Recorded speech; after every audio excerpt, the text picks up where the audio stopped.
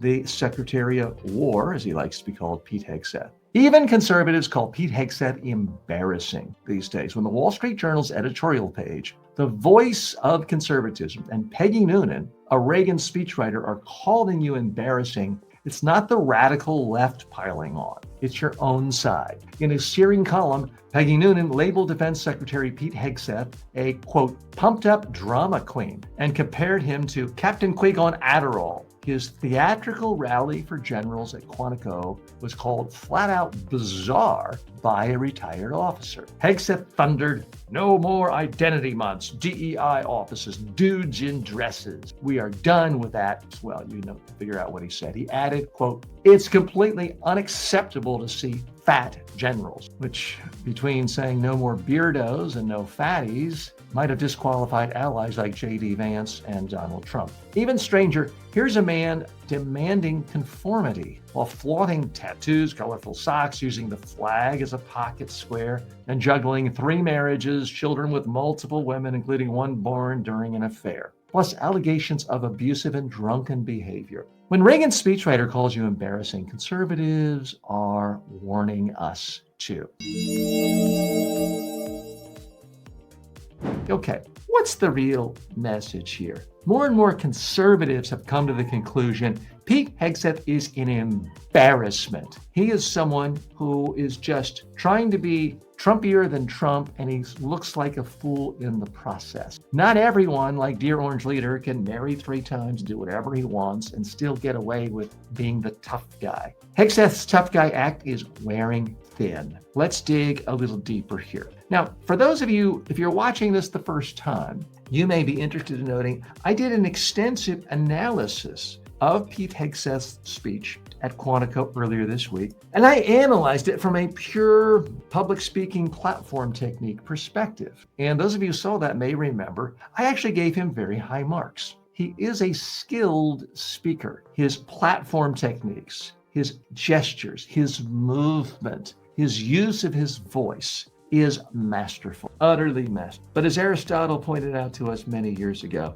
anytime you speak, it's really about 3 things. You're being judged on how you speak. There's also your message. There's also who you are as a person. So I was analyzing the pure technique of how he spoke. And he is, by all accounts, a skilled communicator, because let's not forget, he has very little military experience. He has a lot of experience communicating in front of a TV camera. That's his rise to power. He was a Fox News host, and that's why he was selected for this position. He looks good on TV. He looks good on a stage. He looks and sounds good when giving a presentation. But having good platform skills is never enough unless you just want to be a motivational speaker. He aspires to more. He aspires to be the leader of the largest defense department in the entire world. And if the reports are true, he aspires to high political office again. Some are saying he did this whole thing in Quantico just to position himself as a potential frontrunner for the Republican nomination in 2028, although I don't think there's going to be an open race in 2028. He's run for the Senate before. He's clearly an extraordinarily ambitious person, and he's a man of many appetites, shall we say. So again, here's what struck people as so odd, that he's addressing people in the room that if he had stayed in the military instead of opting out to be a talk show host, it was unlikely he would even be in that room. He would not have elevated high enough. He's in there with people who fought numerous wars, seen so much death, and talking, some of them injuries, don't even have a leg, and he's giving them lectures about how they need to be as physically fit as he is. So it struck a lot of people as frankly bizarre, and no more beardos. Combination of beard and weird. Get it? That does seem particularly odd in an era where the Vice President of the United States has a beard. Senator Ted Cruz has a beard. I mean, it's almost to the point where I'm weird for not having a beard. So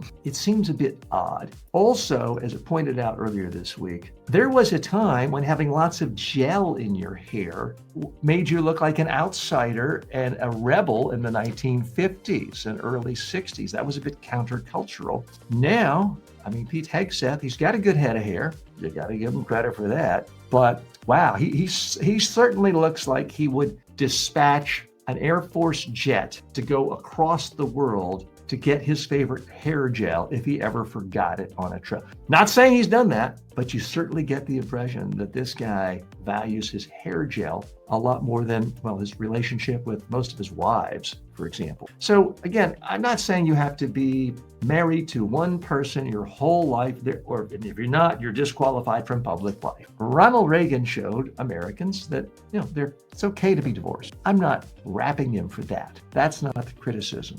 But for a guy who is trying to talk about how, straight and narrow he is, and we don't want all this individual stuff where this guy's wearing a dress and this guy's having long hair, and this guy's having a beard. He sure seems individualistic. That much hair gel is individualistic. Now you could say, well, TJ, you're jealous. He has more hair than you. Okay, guilty. This guy, if you've ever seen him, and I'm not going to show it again, we did show it earlier, is completely covered with tattoos. That was considered countercultural until really just a few years ago. And when you look at this guy's personal, a few more things about his own physical comportment. He's got loud socks, the tattoos. The interesting thing about the pocket square is, according to the way some people read government regulations, he's violating the U.S. code as far as its treatment of the American flag. The American flag is supposed to be treated with honor, and you're not really supposed to touch it other than putting it up on a flagpole and down. You're not supposed to build it into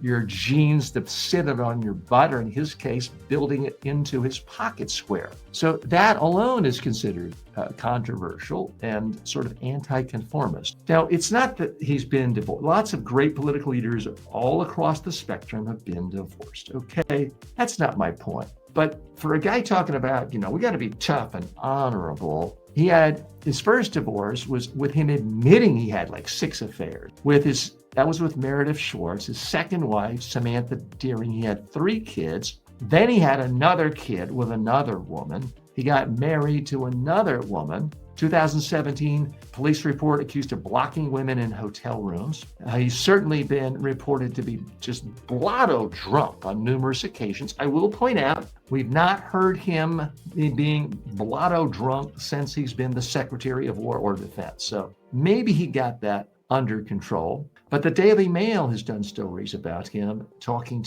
about all the dissent in the Defense Department and people describing him as paranoid, crawling out of his skin with paranoia. And this is our Secretary of War. So yes, I did in fact give him high marks, and I still do, for his platform skills as a speaker. But people are always analyzing the message, and by all accounts, across the political spectrum, it doesn't matter if you like the Wall Street Journal or the New York Times or a left-right publication, the generals who did speak off the record, and they couldn't do it on the record for fear of being canned, were all insulted by this guy's speech. Who is this little snot-nosed kid coming in here telling us, he doesn't like that we're a few pounds heavier? Who is this guy lecturing us that we're not macho enough? And who are these soldiers that are going around in dresses that are so offensive? So part of it is many of those in the audience found this speech just factually off and thematically obtuse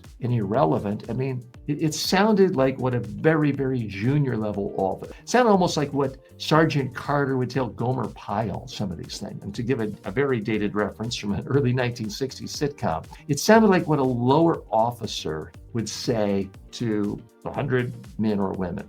Let's polish our shoes, let's get in better shape. And this idea that if I can be in great shape, every one of you can too. Okay, it's not that strenuous. It's not that hard on your body going into 6th Avenue, the set for Fox News Channel. I've been there myself 100 times. And a limo will take you. They did me many times. You go in, there's the green room. There's the coffee. There's the donut, which I assume Pete avoided because he maintains his figure. But my point is, it's not a very physically demanding environment to do what he's been doing for the last decade. I've been there too. And I can tell you, it's really easy and cushy to go in and sit down in a chair and give opinions. I've been to the Fox News Network in downtown and Midtown Manhattan.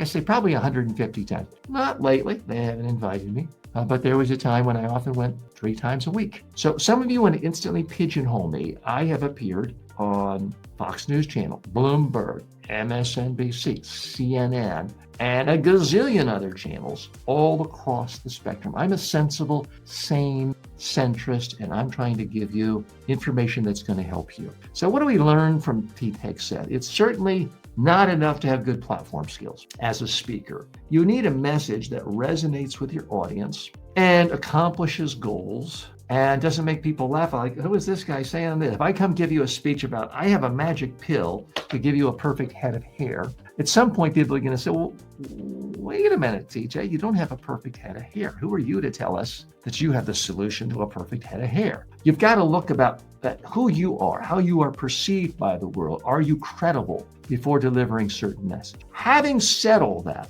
Peggy Noonan and a part of the Wall Street Journal conservative crowd, the people who are most upset with Pete Hegseth and think this speech was a flop, they're not running the Republican Party anymore. They really aren't. They were never big fans of Trump. Rupert Murdoch, by all accounts, someone who's known Donald Trump for 40 or 50 years, thinks he's a complete moron. He hates him. He did everything he could to stop him from getting the nomination in 2016. But once it became obvious, he's like, well, I guess I'll go all in. That's where the money is. That's where my audience for my TV news channel is well supportive. But make no mistake about it, Rupert Murdoch has utter contempt for Donald Trump. It's been extraordinarily well documented. My point is, Pete Hegseth may have actually helped himself, not with the generals in the room, not with the editorial board of the Wall Street Journal, but with actual voters in the Republican Party. He may have, in fact, helped himself because they liked a lot of stuff he said.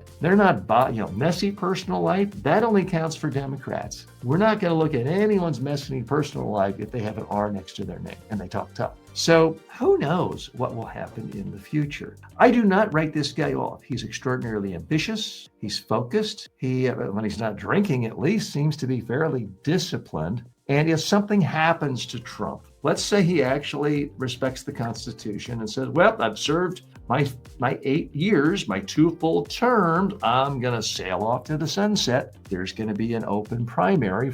Let's say he does that. I don't think he's going to. I think he's going to declare martial law and make himself President King for life. But let's say, hypothetically, he does leave office when he's supposed to, and there is an actual primary. I'm going to go out on a limb here and say Pete Hegseth actually helped his case because a lot of Americans saw this speech because it was televised live a lot of places. It's all over the internet. So regardless of the criticism of the Peggy Noonans of the world, the Wall Street Journal, even my criticisms, Pete Hegseth may have helped himself dramatically this week with this speech because it was the first time a lot of people really got to see him speak and in a stage setting. And he does have, like it or not, impressive speaking skill.